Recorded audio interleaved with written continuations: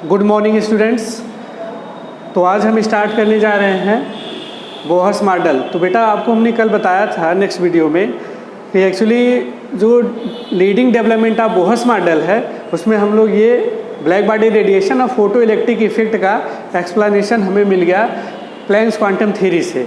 उसके बाद हम line spectrum of hydrogen element में हाइड्रोजन के एटम में लाइन स्पेक्ट्रम जो होता है उसकी एक्सप्लेनेशन फाइंड करेंगे। बट उसके पहले हम आपको एक बार बोहर्स मॉडल बता देना चाहते हैं ताकि आपको जब बोहर्स मॉडल क्लियर हो जाएगा तो आप line spectra of hydrogen atom आपको एकदम 100% क्लियर हो जाएगा। और उसी के थ्रू हम लाइन स्पेक्ट्रा के थ्रू आपको स्पेक्ट्रम भी बता देंगे, इमिशन और एब्जॉर्प्शन स्पेक्ट्रम क्लियर कर देंगे। तो इसीलिए हमने पहले लाइन स्पेक्ट्रम न लेके हमने बोहर्स मॉडल लिया हुआ है। पहले आपको बोहर्स मॉडल क्लियर करा देते हैं, देन इसके बाद हम लाइन स्पेक्ट्रम ऑफ हाइड्रोजन बता देंगे और उसकी लिमिटेशन भी रदरफोर्ड की ओवरकम हो जाएगी। तो फर्स्ट ऑफ ऑल सबसे पहले बोहर्स मॉडल पढ़ने से पहले हमें रदरफोर्ड की लिमिटेशन आनी चाहिए कि what is the limitation of Rutherford model. तो रदरफोर्ड मॉडल की लिमिटेशन क्या है, उसी लिमिटेशन को नील्स बोर ने ओवरकम किया। और जब हमें लिमिटेशन ही नहीं पता रहेगी तो हम कैसे नील बोर्स के मॉडल को समझेंगे। तो हम आपको पहले रदरफोर्ड का लिमिटेशन बता रहे रदरफोर्ड मॉडल का। तो 3 इंपॉर्टेंट लिमिटेशन है रदरफोर्ड के मॉडल में। फर्स्ट वन है he can not explain the stability of an atom. तो आप राइट डाउन करना चाहे तो राइट डाउन कर लेंगे, he can not explain the stability of an atom. वो एटम की स्टेबिलिटी को नहीं डिफाइन कर पाए। दूसरी इंपॉर्टेंट लिमिटेशन उनकी है he can not explain line spectrum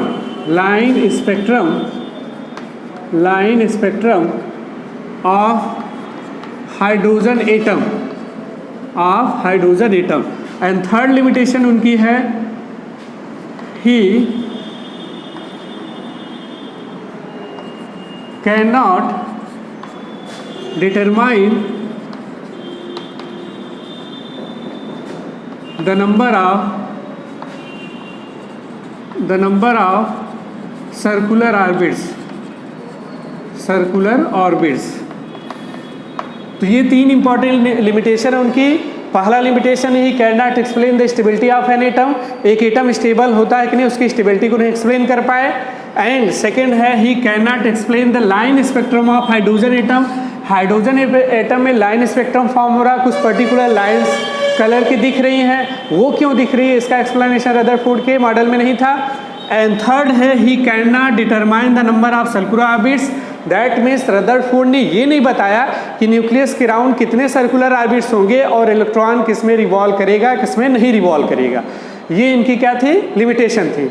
अब यहाँ पे देखिए स्टेबिलिटी ऑफ एटम की जो लिमिटेशन है बेटा वो क्या है। एक्चुअल में आपने पढ़ा हुआ है इलेक्ट्रोमैग्नेटिक वेव थ्योरी, हमने बताया हुआ है इलेक्ट्रोमैग्नेटिक रेडिएशन की वेव थ्योरी में जेम्स क्लार्क मैक्सवेल नाम के साइंटिस्ट ने बताया है कि अगर कोई रेडिएशन है वो कंटिन्यूसली इमिट करती है या ऑब्जर्व होती है, और कोई भी चार्ज पार्टिकल कंटिन्यूसली अगर रेडिएशंस को इमिट कर रहा है तो एटलीस्ट क्या होगा, उसकी एनर्जी लॉस हो जाएगी, लूज हो जाएगी, और लूज हो जाएगी तो वो उसके पास एनर्जी नहीं रहेगा। तो लाइक दिस उसी तरह से जैसे ये न्यूक्लियस हो गया एटम का, उसमें ये इलेक्ट्रॉन है और यहाँ पे इलेक्ट्रॉन रिवॉल्व करा, इलेक्ट्रॉन पॉजिटिवली नेगेटिवली चार्ज है और जो न्यूक्लियस वो पॉजिटिव चार्ज है, इलेक्ट्रॉन रिवॉल्व करा तो ये भी एनर्जी इमिट करेगा। जब एनर्जी इमिट करेगा तो इसकी रेडिएशंस कम होती चली जाएगी और एटलीस्ट अगर ये यहाँ से स्टार्ट किया मूव करना तो ऐसे ऐसे धीरे धीरे ये मूव करते हुए इसकी एनर्जी इमिट कर जाएगी। और चूँकि न्यूक्लियस इसको अट्रैक्ट कर रहा है इसलिए न्यूक्लियस में क्या कर जाएगा, डंप हो जाएगा, गिर जाएगा। ठीक है। तो मैक्सवेल की थ्योरी के according charge particle radiation emit करता है तो एटलीस्ट जो है इलेक्ट्रॉन भी एक नेगेटिवली चार्ज पार्टिकल है, वो भी रेडिएशन इमिट करेगा, मीन्स एनर्जी इमिट करेगा। तो एटलीस्ट उसका जो वो रेडियस है वो धीरे धीरे कम होता चला जाएगा और वो न्यूक्लियस उसको अट्रैक्ट कर लेगा और वहीं पे फॉल डाउन कर जाएगा और एटम स्टेबल नहीं होगा। बट एटम स्टेबल होता है, हम आप सर्वाइव करते हैं, मैटर सर्वाइव करता है। इट मीन्स जो रदरफोर्ड ने बताया वो रॉन्ग है। अब हम बात करते हैं इन्हीं लिमिटेशन को ओवरकम करने के लिए बोर्स ने मॉडल दिया है, उसे कहते हैं Niels Bohr's model of hydrogen atom. तो एक्चुअली हुआ क्या, नील बोर्स ने करीब 1 साल तक जो है रदरफोर्ड के लैब में उनके साथ रहे और उनके साथ रहने के बाद उन्होंने जो लिमिटेशन है रदरफोर्ड की उस पर वर्कआउट किया, उस पर काम किया और ये फाइंड किया कि एक्चुअली लिमिटेशंस जो है रदरफोर्ड की, अगर हम उसको ओवरकम कर दें, नील बोर्स ने सोचा तो जो मॉडल रदरफोर्ड ने दिया है उसमें लिमिटेशन को हटा दिया जाए, लिमिटेशन को दूर कर दिया जाए तो एक एप्रोप्रिएट मॉडल हो जाएगा वो एटम का। और उन्होंने स्पेशली हाइड्रोजन एटम पे जो है अपना मॉडल दिया और हाइड्रोजन एटम के स्ट्रक्चर को एक्सप्लेन किया, या हाइड्रोजन एटम की तरह एक इलेक्ट्रॉन पजेस करने वाले एटम का स्ट्रक्चर एक्सप्लेन कर दिया। तो क्या उन्होंने कहा, कैसे एक्सप्लेन किया, उनके क्या पोस्टुलेट हैं, आइए वन बाय वन करते हैं। तो 1913 में इन्होंने अपना जो है मॉडल दिया, जिसे Niels Bohr model of hydrogen atom, या you can say that Niels Bohr model of an atom कह सकते हो, ठीक। तो 1913 में उन्होंने अपना मॉडल दिया था। अब इसके पोस्टुलेट क्या है, यहीं पे बेटा समझेंगे, यहीं पे इंपॉर्टेंट है। फर्स्ट वन क्या बताया उन्होंने, रदरफोर्ड की लिमिटेशन को ओवरकम करने के लिए नील बोर्स ने जो मॉडल दिया उसमें फर्स्ट पोस्टुलेट है, उन्होंने कहा कि an atom is consist of centrally positive charge, an atom is consist of centrally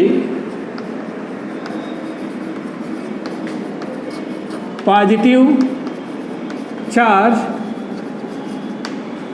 which is nucleus, जिसको क्या बोला उन्होंने, रदरफोर्ड ने भी कहा था, जो क्या है, न्यूक्लियस है। सेंट्रली पॉजिटिव चार्ज होता है, सेंटर में न्यूक्लियस होता है, and around it number of circular orbits are present. इसके around number of circular orbits होते हैं। तो उन्होंने पहला पोस्टुलेट दिया कि an atom is consist of centrally positive charge which is known as nucleus, जिसको न्यूक्लियस कहते हैं, उन्होंने कहा न्यूक्लियस होता है, and around nucleus, around it means nucleus के around number of circular orbits होते हैं। कितने होते हैं, नंबर ऑफ बहुत सारे सर्कुलर ऑर्बिट्स होते हैं। और सेकेंड पॉइंट उन्होंने क्या कहा, but electrons revolve only do circular orbit which have fixed energy and fixed velocity. Electrons उसी ऑर्बिट में रिवॉल्व करेगा जिसके लिए उसकी उस ऑर्बिट की एनर्जी फिक्स्ड हो और उसकी वेलोसिटी भी फिक्स्ड हो। तो यहाँ पे राइट डाउन करेंगे, electrons revolve only fixed circular orbits which have fixed energy and fixed velocity, जिसकी एनर्जी और वेलोसिटी जिस ऑर्बिट की फिक्स्ड होती है उसी में इलेक्ट्रॉन्स रिवॉल्व करता है, सारे सर्कुलर ऑर्बिट्स में इलेक्ट्रॉन रिवॉल्व नहीं करता। ये इनका सेकंड पोस्टुलेट है। एंड उसके बाद थर्ड पोस्टुलेट उन्होंने क्या दिया, electrons revolve only do circular orbits in which their angular momentum is integral multiple of h/2π। तो थर्ड इंपॉर्टेंट पोस्टुलेट है, स्टूडेंट्स को फोकस करेंगे आप। उन्होंने बताया कि इलेक्ट्रॉन्स उसी सर्कुलर ऑर्बिट्स में रिवॉल्व करेगा जिसके लिए उसका angular momentum n into h/2π हो, दैट मीन्स h/2π का इंटीग्रल मल्टीपल हो। तो यहाँ आप राइट कर लेंगे, हम बोल रहे हैं दो electrons revolve only do circular orbits in which their angular momentum is integral multiple of h/2π। तो यहाँ पे अगर हम एंगुलर मोमेंटम राइट डाउन करें इलेक्ट्रॉन का, mvr इज इक्वल टू होगा n इंटू h/2π के। Where n is the number, जहाँ पे n is the number of shell है 1 2 3 4 एंड सो ऑन, ऐसे हो सकता है। n की वैल्यू अगर 1 रखेंगे तो ये हो जाएगा आपका h/2 अगर n की वैल्यू 2 रखेंगे तो 2h/2 हो जाएगा ये। एंड उसके बाद n की वैल्यू अगर 3 रखेंगे तो 3h/2 हो जाएगा एंड सो ऑन, ऐसे होता चला जाएगा। मीन्स ये इस फॉर्म में एंगुलर मोमेंट अगर है किसी सर्कुलर ऑर्बिट का तो उसी में इलेक्ट्रॉन रिवॉल्व करेगा, सभी सर्कुलर ऑर्बिट में इलेक्ट्रॉन रिवॉल्व नहीं करेगा। क्लियर? देन उसके बाद इसको हम इरेज करें, आप नोट डाउन करते रहिएगा। उसके बाद फोर्थ पोस्टुलेट उनका क्या कहता है, अब देखिए इलेक्ट्रॉन सर्कुलर ऑर्बिट्स में, सारे सर्कुलर ऑर्बिट्स में नहीं रिवॉल्व करता है, केवल कुछ स्पेसिफिक सर्कुलर ऑर्बिट में ही रिवॉल्व करता है। वो कौन से होते हैं? जिनकी एनर्जी फिक्स्ड होती है, जिनकी वेलोसिटी फिक्स्ड होती है, या यू कैन से दैट जिसका एंगुलर मोमेंटम जो है इलेक्ट्रॉन का वो h/2 का इंटीग्रल मल्टीपल है। तब इट मीन्स जो ऑर्बिट्स हैं, हम यहाँ पे थर्ड पोस्टुलेट की ही बात कर रहे हैं, उसमें जो ऑर्बिट्स हैं इसीलिए उस ऑर्बिट को कहा जाता है डिस्क्रीट ऑर्बिट। क्या कहते हैं? Discrete orbit. और इसको बोला जाता है स्टेशनरी स्टेट्स, और इसको बोलते हैं एनर्जी लेवल। जो ऑर्बिट्स हैं उनको क्या बोलते हैं? उनको बोला गया है आर डिस्क्रीट ऑर्बिट्स और stationary states are energy level. अगर हम नील बोर्स के अकॉर्डिंग मॉडल देखें तो ये न्यूक्लियस हो गया, इसके अराउंड फर्स्ट सेल हो गया, ये सेकेंड सेल हो गया, ये थर्ड सेल हो गया, ये फोर्थ सेल हो गया। ठीक, और इस सेल को क्या कहते हैं? जैसे ये फर्स्ट सेल है तो उन्होंने कहा ये K होगा, ये L, ये M, ये N होगा।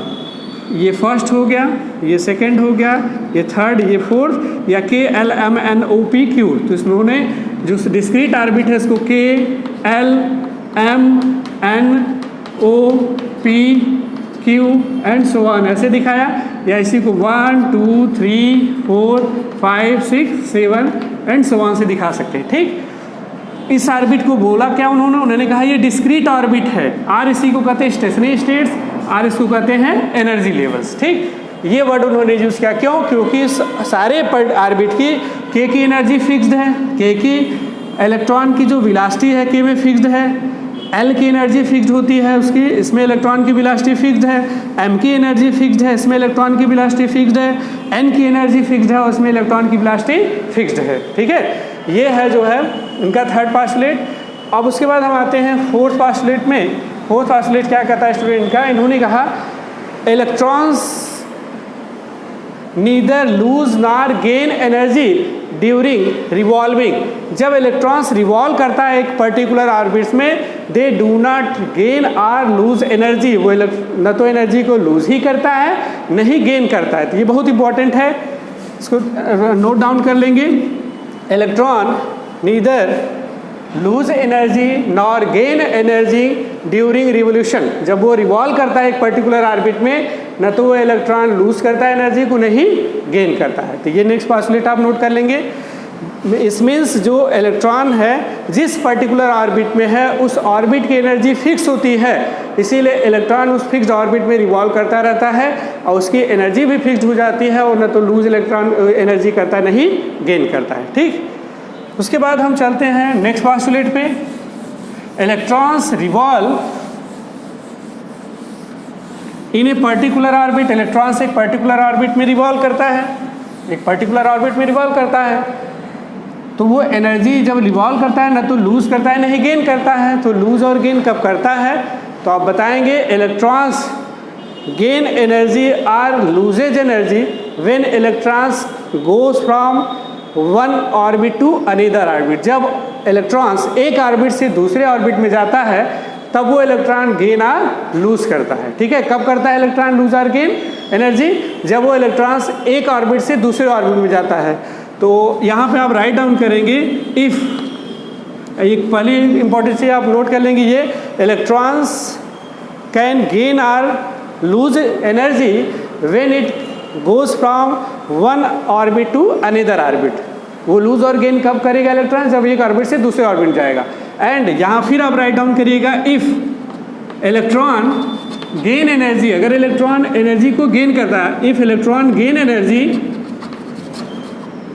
अगर इलेक्ट्रॉन एनर्जी को गेन करता है, इट जम्प्स, ये जंप कर जाएगा, it jumps from lower energy level, lower energy level,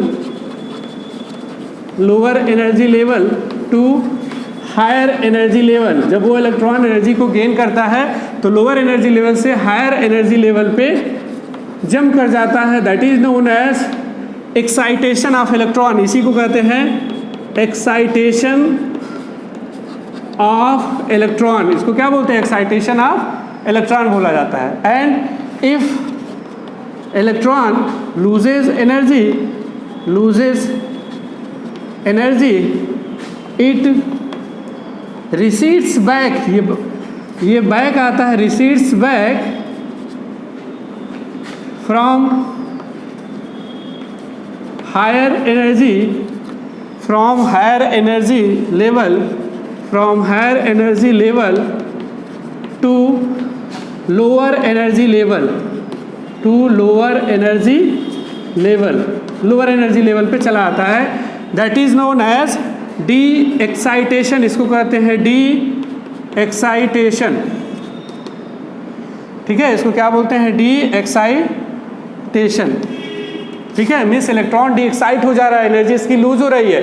excitation में से एनर्जी को वो गेन कर रहा है, तो जब एनर्जी गेन करेगा तो लोअर से हायर ऑर्बिट्स में जाएगा, और जब वो एनर्जी लूज करेगा तो लोअर से हायर से लोअर ऑर्बिट में आएगा। ओके, तो ये है। एंड इसी में नेक्स्ट पॉस्टुलेट है इसका नील बोर्स का कि when electrons goes from higher to lower और lower to higher, it emits energy और absorb energy to the difference of energy level.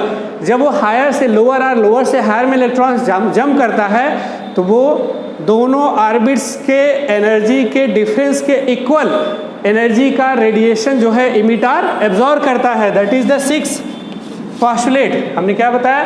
जब इलेक्ट्रॉन्स लोअर से हायर और हायर से लोअर ऑर्बिट्स में जंप करता है, देन वो उस ऑर्बिट्स के एनर्जी के डिफरेंस के इक्वल एनर्जी का जो है रेडिएशन और फोटॉन जो है इमिट और एब्जॉर्ब करता है। दैट मीन्स अगर हम ये माने, सपोज करिए, इसको हम इरेज कर दे रहे हैं, बता रहे हैं आपको, लास्ट जो पॉइंट है उनका ये है न्यूक्लियस, ये फर्स्ट सेल, ये सेकंड सेल। सपोज करिए इलेक्ट्रॉन यहाँ था, जब वो एनर्जी लिया तो यहाँ चला गया, एनर्जी यहाँ आने के बाद वो फिर से जो है यहाँ पे चला आया, ठीक। अब इस सेल की एनर्जी, ये फर्स्ट सेल है, इसकी एनर्जी E1 होगी, इसकी एनर्जी E2 होगी। तो जो ये एब्जॉर्ब और इमिट करेगा रेडिएशंस, उसकी एनर्जी E2 और E1 के डिफरेंस के इक्वल एनर्जी का रेडिएशन वो इमिट करेगा। दैट मीन्स डेल्टा E, अगर हम एनर्जी डिफरेंस को दिखाएं तो delta E equal to E2 minus E1 हो जाएगा। जो सेकंड ऑर्बिट की एनर्जी और फर्स्ट ऑर्बिट की एनर्जी का डिफरेंस जो होगा, इसी एनर्जी का जो है फोटॉन वो इमिट करेगा, ये इसी एनर्जी का फोटॉन इमिट होगा। That is the Niels Bohr model, यही नील्स बोहर मॉडल है। बट इस नील्स बोहर मॉडल से हमें जो कुछ आपको आइडिया मिलता है वो तो ठीक है, बट कुछ ऐसी इंपॉर्टेंट चीज़ें हैं जो इनके पास्टुलेट से क्लियर तो हो रही हैं, बट कुछ ऐसी हैं जो कि आपको अभी क्लियर नहीं हुआ होगा। यहाँ पे हम एक थोड़ा सा explanation, overall Niels Bohr model का एक्सप्लेनेशन लेते हैं। बस 2 मिनट आप समझ जाएंगे कि एक्चुअली नील्स बोर्स ने क्या कहा। तो एक्चुअली क्या हुआ कि नील्स बोर्स ने हाइड्रोजन एटम के ही स्ट्रक्चर को एक्सप्लेन किया। तो उसके लिए इन्होंने हाइड्रोजन एटम की रेडियस, हाइड्रोजन एटम के वेलोसिटी इलेक्ट्रॉन की उसमें, और हाइड्रोजन एटम के ऑर्बिट की एनर्जी कैलकुलेट किया। तो उसी के बारे में हम बात करते हैं अभी। तो जो उन्होंने रेडियस कैलकुलेट किया कि ऑर्बिट की रेडियस क्या होगी, रेडियस ऑफ ऑर्बिट, तो उन्होंने बताया किसी भी हाइड्रोजन की तरह एटम या हाइड्रोजन का अगर हमें रेडियस फाइंड करना है, क्या फाइंड करना है? रेडियस फाइंड करना है। तो इसके लिए आप फार्मूला अप्लाई कर सकते हैं, RN equal to 0.529 into n square angstrom. किसी भी हाइड्रोजन के ऑर्बिट की जो रेडियस होती है उसको हम इससे कैलकुलेट कर सकते हैं 0.529 इंटू एन स्क्वायर एंगस्ट्रॉम में आएगा, where N is the number of shell, N is the number of shell, ये नंबर ऑफ सेल है, number of shell or orbit 1 2 3 कुछ भी हो सकता है, जो shell first shell second shell third shell. और उन्होंने एक दूसरी जो बताया जो है एक्चुअली में कि हम इलेक्ट्रॉन की जो है वेलोसिटी कैलकुलेट कर सकते हैं, इलेक्ट्रॉन की वेलोसिटी, कैसे इलेक्ट्रॉन की वेलोसिटी कैलकुलेट कर सकते हैं उसके लिए उन्होंने बताया Vn इक्वल टू 2.18 इंटू 10 के पावर 16 Z/n मीटर पर सेकेंड। उन्होंने कहा कि अगर हमें nth सेल की वेलोसिटी फाइंड करनी है इलेक्ट्रॉन की, तो हम इससे फाइंड कर सकते हैं V1 equal to velocity 2.18 into 10 के पावर 6 Z/n। एन तो आप जान ही गए हैं नंबर ऑफ सेल है, जेड क्या है atomic number, Z is the atomic number, जो भी एटम होगा उसका एटॉमिक नंबर रख देंगे यहाँ पे, ओके। और N is the number of shell. उसके बाद थर्ड उन्होंने एनर्जी कैलकुलेट किया ऑर्बिट का, एनर्जी ऑफ ऑर्बिट या टोटल एनर्जी ऑफ ऑर्बिट आप कह सकते हैं किसी ऑर्बिट की टोटल एनर्जी ऑफ ऑर्बिट। इसके लिए उन्होंने बताया E= या nn सेल की energy E= -13.6 into Z²/n²। Electron volt, energy को किस में मेजर किया गया है, इलेक्ट्रॉन वोल्ट में। तो -13.6 Z²/n², where Z is the atomic number, n is the number of shell. ये तीन इंपॉर्टेंट जो उन्होंने रेडियस के ऑर्बिट का फाइंड करने के लिए, इलेक्ट्रॉन की वेलोसिटी फाइंड करने के लिए और टोटल एनर्जी फाइंड करने के लिए जो तीन इक्वेशंस दिए, उससे हम फाइंड कर सकते हैं हाइड्रोजन एटम का या हाइड्रोजन लाइक एटम का रेडियस और एनर्जी। तो स्टूडेंट अगर ये तीनों फार्मूला आप अप्लाई करोगे तो हाइड्रोजन के लिए अगर हम यहाँ पे राइट करें, ये देखिए हाइड्रोजन के लिए हम केवल एनर्जी की बात कर रहे हैं, एनर्जी में डिफरेंस होगा तो वेलोसिटी में भी डिफरेंस होगा। तो देखिए फर्स्ट सेल के लिए अगर यहाँ फार्मूला राइट करें for hydrogen atom, for hydrogen atom के लिए अगर हम एनर्जी निकालें वो भी फर्स्ट सेल का तो E1 = हो जाएगा -13.6 इंटू Z², हाइड्रोजन के लिए एटॉमिक नंबर 1 और फर्स्ट सेल है तो इसके लिए n = 1 हो जाएगा। यही फार्मूला है देखिए एनर्जी का, ये Z²/n²। यहाँ पर हम रखेंगे तो फर्स्ट सेल की एनर्जी आ गई -13.6 इलेक्ट्रॉन वोल्ट। उसी तरह से सेकंड सेल n = 2 के लिए अगर एनर्जी फाइंड करें, ये n = 1 के लिए फर्स्ट सेल के लिए, 2 के लिए अगर एनर्जी फाइंड करें E2 = हो जाएगा -13.6, Z के लिए तो 1 ही रखेंगे इंटू 1 एंड 1 का होल स्क्वायर हो गया अपान 2 का होल स्क्वायर हो जाएगा। तो यहाँ पे कैलकुलेट आप करोगे तो कैलकुलेट करने पे -13.6 डिवाइडेड बाई 4, तो 4 3 जा 12 माइनस एंड 4 4 जा 16, तो -3.4 इलेक्ट्रॉन वोल्ट आ गया। कितना इलेक्ट्रॉन वोल्ट आ गया, -3 सेकेंड के लिए। ऐसे ही अगर थर्ड के लिए आप कैलकुलेट करोगे वैल्यू रख के तो आ जाएगा -1.51 इलेक्ट्रॉन वोल्ट। ऐसे ही फोर्थ ऑर्बिट के लिए अगर आप कैलकुलेट करोगे तो इसके लिए एनर्जी आ जाएगी -0.85 इलेक्ट्रॉन वोल्ट। तो स्टूडेंट यहाँ से थोड़ा सा एक इंपॉर्टेंट चीज़ हमें मिल रही है कि सारे जितने भी discrete or stationary states or circular orbits हैं जिसमें इलेक्ट्रॉन रिवॉल्व करता है, उसकी एनर्जी फिक्स्ड है। जैसे पहले सेल की एनर्जी -13.6 इलेक्ट्रॉन वोल्ट है, तो उस ऑर्बिट की एनर्जी -13.6 इलेक्ट्रॉन वोल्ट है, तो उसमें जो इलेक्ट्रॉन रिवॉल्व कर रहा है उसकी भी एनर्जी -13.6 इलेक्ट्रॉन वोल्ट होगी। उसके बाद E2 की -3.4 इलेक्ट्रॉन वोल्ट होगा ऑर्बिट की एनर्जी, उसमें जो इलेक्ट्रॉन रिवॉल्व कर रहा है वो इतनी एनर्जी पजेस करेगा। एंड E3 जो थर्ड ऑर्बिट में रिवॉल्व कर रहा है, इलेक्ट्रॉन अगर रिवॉल्व कर रहा है तो उसकी एनर्जी -1.51 इलेक्ट्रॉन वोल्ट होगी, और फोर्थ में जो रिवॉल्व कर रहा है उसकी -0.85 इलेक्ट्रॉन वोल्ट एनर्जी होगी। इट मीन्स इस पर्टिकुलर एनर्जी के साथ ऑर्बिट में इलेक्ट्रॉन्स रिवॉल्व करा, अगर इससे कम एनर्जी या इससे ज़्यादा एनर्जी मिलेगी तो वो इलेक्ट्रॉन उस ऑर्बिट में नहीं रहेगा, इतनी एनर्जी ही रहेगा। इसको आप फोकस किए रहिएगा। उसी तरह से रेडियस सारे ऑर्बिट की अलग अलग फाइंड होगी, और उसी तरह से जब वेलोसिटी आप रखोगे वैल्यू, तो सारे सेल में इलेक्ट्रॉन की वेलोसिटी अलग अलग है। दैट मीन्स इलेक्ट्रॉन्स एक पर्टिकुलर एनर्जी वाले ऑर्बिट और एक पर्टिकुलर वेलोसिटी वाले ऑर्बिट में ही रिवॉल्व करता है, सारे ऑर्बिट में रिवॉल्व नहीं करता। अगर इलेक्ट्रॉन को इतनी एनर्जी मिल जाएगी -13.6 इलेक्ट्रॉन वोल्ट, तो इलेक्ट्रॉन जो है फर्स्ट ऑर्बिट में हाइड्रोजन में इलेक्ट्रॉन रिवॉल्व करेगा। अगर उसको -3.4 इलेक्ट्रॉन वोल्ट एनर्जी मिलेगा तो सेकेंड ऑर्बिट में रिवॉल्व करेगा। इफ उसको -1.5 इलेक्ट्रॉन वोल्ट मिलेगा थर्ड में, अगर -0.85 इलेक्ट्रॉन वोल्ट एनर्जी उसकी फोर्थ में, इसके बीच में एनर्जी अगर उसको मिलेगी तो वो सेल में रिवॉल्व नहीं करेगा। मीन्स इसके बीच में बहुत सारे नंबर ऑफ सेल्स होंगे, और वो नंबर ऑफ जो सेल्स बहुत सारे होंगे उसमें इस एनर्जी के बिटवीन जो आएगा, मीन्स अगर हम बात करें यहाँ पे 13.6 इलेक्ट्रॉन वोल्ट है, और 13.6 से अगर ये -3.4 इलेक्ट्रॉन वोल्ट है, तो इसके बीच में आपका आ जाएगा 12.1 हो गया, ये माइनस, या 11 पॉइंट समथिंग हो गया माइनस, तो इसमें इलेक्ट्रॉन रिवॉल्व नहीं करेगा। यही इनकी इंपॉर्टेंट चीज़ है। This is known as quantization of electron.